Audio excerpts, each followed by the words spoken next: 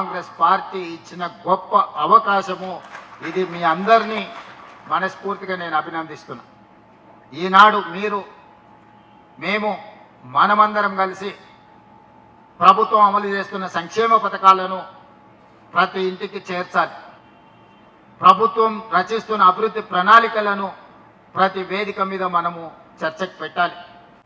ఈరోజు సంక్షేమానికి సంబంధిస్తే రేషన్ కార్డులు కావచ్చు, సన్న బియ్యం కావచ్చు, ఇందిరమ్మ ఇండ్లు కావచ్చు, 200 యూనిట్లు ఉచిత కరెంటు కావచ్చు, రైతు రుణమాఫీ కావచ్చు, రైతు భరోసా కావచ్చు, 65,000 ప్రభుత్వ ఉద్యోగ నియామకాలు కావచ్చు, 500 రూపాయల సిలిండర్ కావచ్చు. అదేవిధంగా ఈరోజు రాష్ట్రంలో ఏ పథకం తీసుకున్నా నిన్నగాక మొన్న మొదలుపెట్టిన ఇందిరమ్మ చీరలు కావచ్చు.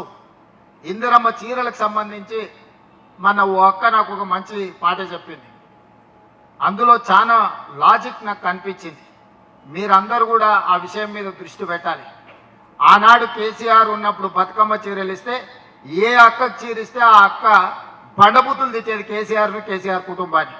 ఇంత పనికిమాలిన చీరలు మాకిస్తారా, వాళ్ళు ఇట్లా కట్టుకుంటారా, ఇవి తీసుకెళ్లి చైన్ల కాడ కాపలాగా పిట్టలు రాకుండా కట్టుకుంటున్నాం, ఇంత పనికిమాలిన చీరిస్తారా అని ఎంతమందికి కేసీఆర్ బతుకమ్మ చీరలు ఇస్తే అంతమంది కేసీఆర్కు శాపనార్థాలు పెట్టారు. ఇప్పుడు మనం ఇందిరమ్మ చీరలు ఇచ్చినాం.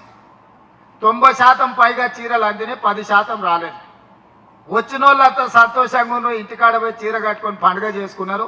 రానోళ్ళు మనల్ని తిడుతురు. అయ్యా ఏమైంది అయ్యా రేవంత్ రెడ్డికి నాకు చీర ఇస్తే ఎంత తక్కువైతుండేనా, సారే గా అక్కలకే ఆ చెల్లెళ్ళకి పెడతాడా, చీర పెడితే మేము కూడా సారె పండుగ చేసుకుంటాం కదా, మాకెందుకు ఇవ్వలేదు అని చెప్పి ఆనాడు వచ్చిన వాళ్ళందరూ కేసీఆర్ను తిడితే ఈనాడు రానోళ్ళందరూ మనల్ని తిడుతురు. అందుకే జిల్లా పార్టీ అధ్యక్షులకు నా సూచన, 1,00,00,000 మందికి 1,00,00,000 చీరలు ఇవ్వాలని పెట్టుకున్నాం. గ్రామీణ ప్రాంతాలలో 65 లక్షల మంది మహిళలు, 65 లక్షల మందికి 18 ఏళ్ళు పైబడ్డ ప్రతి ఆడబిడ్డకు చీర రూపంలో సారె పెడుతుంది ఇందిరమ్మ ప్రభుత్వం. ప్రతి ఒక్కరికి చీర చేరే విధంగా మీరు చర్యలు తీసుకోవాలి. మొట్టమొదట ఇక్కడ ఉండే జిల్లా పార్టీ అధ్యక్షులకు నేను ఇస్తున్న టాస్క్, ఏ ఆడబిడ్డ కూడా నాకు చీర రాలేదని చెప్పొద్దు. ఏదైనా ఒక ఆడబిడ్డ చీర రాలేదు అని చెప్తే ఆ అధ్యక్షుడు పనిచేస్తలేడని నేను లెక్క రాసుకుంటా. మీ అధ్యక్షుల కొత్తగా వచ్చిన వాళ్ళకు ఇదే నేను ఇచ్చే జిమ్మేదారి. ప్రతి ఆడబిడ్డకు చీర లేరిందా లేదా ఊరు వారిగా లెక్కలు తీసుకోవాలి. వాడికి ఇప్పుడు నీకు వార్డు మెంబర్లు వస్తారు, గ్రామాలలో సర్పంచులు వచ్చారు. సమన్వయం చేసుకుంటే ప్రతి ఆడబిడ్డకు స్టాక్ ఉంది. ఇప్పుడు గ్రామీణ ప్రాంతాలలో మార్చే అంతర్జాతీయ మహిళా దినోత్సవానికి మున్సిపాలిటీలలో 35 లక్షల చీరలు ఇస్తున్నాం. గ్రామీణ ప్రాంతాలలో 65 లక్షలు ఇప్పుడు రెడీగా ఉన్నాయి. డిసెంబర్ 9 లోపునే పూర్తి చేయాలనుకున్నాం, పూర్తి కాలేదు. ఇప్పుడు మీరు ఇది పూర్తి చేసుకోవాలి డిసెంబర్ నెలలో. అదే డిసెంబర్ నెలలో ఈ చీరలన్నీ 65 లక్షల గ్రామీణ ప్రాంతాలలో ఉండే ఆడబిడ్డలకు 65 లక్షలు చీరలు చేర్పించాలి. ఈ చేర్పించే బాధ్యత జిల్లా పార్టీ అధ్యక్షులదే. మిగిలిన 35 లక్షల ఆడబిడ్డలకు పట్టణ ప్రాంతాలలో నివసిస్తున్న వాళ్లకు మార్చి నెలలో చీరలు తయారు కాకపోవడం వల్ల 8 నెలలు ఉత్పత్తి చేసే సంస్థలకు ఇస్తే 65 లక్షల చీరలు ఇచ్చారు మనకు. ఇంకో 3 నెలల్లో 35 లక్షల చీరలు ఇస్తామన్నారు. ఫిబ్రవరి ఆఖరికి మార్చి ఫస్ట్ వీక్లో మనకు చీరలు వస్తాయి.